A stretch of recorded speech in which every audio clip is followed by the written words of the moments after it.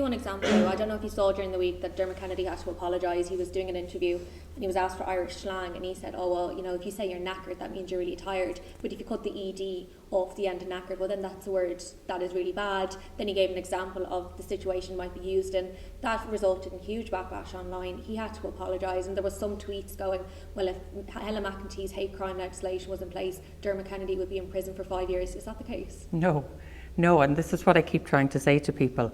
I mean, he wasn't trying to offend anyone. He wasn't trying to incite others to go out and hate a group of people. I mean, he was simply discussing something. And I think in that sense, we have kind of gone off the kilter a little bit. I mean, you'll be well aware of programmes that we've all watched growing up, Friends and others, you know, and now there's language being taken out because it's potentially deemed offensive to people now. That's nothing to do with my bill. That's where we're moving at the moment. That's a kind of a war of words, a culture war that's happening you know, on many different issues. So all of this is happening now. People are trying to cancel each other. People are screaming each other down on social media and other spaces. Irrespective of my legislation, what I actually have in the legislation are defences and very clear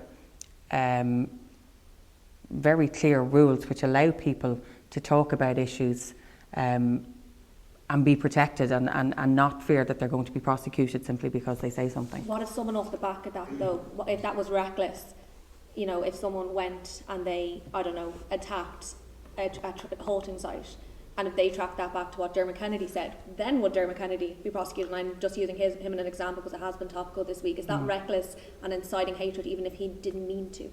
No, because he wouldn't have done it thinking, well, I'm going to do this in the likelihood of some random person going ahead and attacking somebody.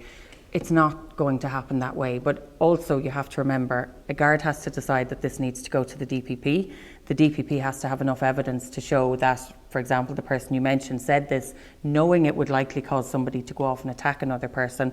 It then has to go to court where a jury of peers, so me, you and anybody else who look at this objectively would say, well, he really didn't think this. Like, these are all the steps we're talking about, and that example you've used clearly shows that the person would not be prosecuted. But you know, this is the misinformation that's out there, and obviously I need to clarify it. I need to make these examples clear, but I hope even in clarifying the example you've given, which I have heard people talking about, it's very clear that this type of a thing is not going to be criminalised. This type of language is not going to be criminalised.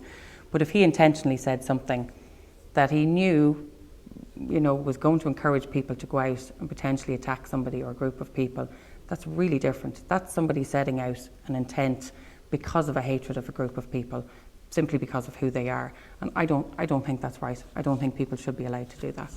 Brilliant. Yeah, thank you. Sorry. It's good because that example keeps coming up, and I'm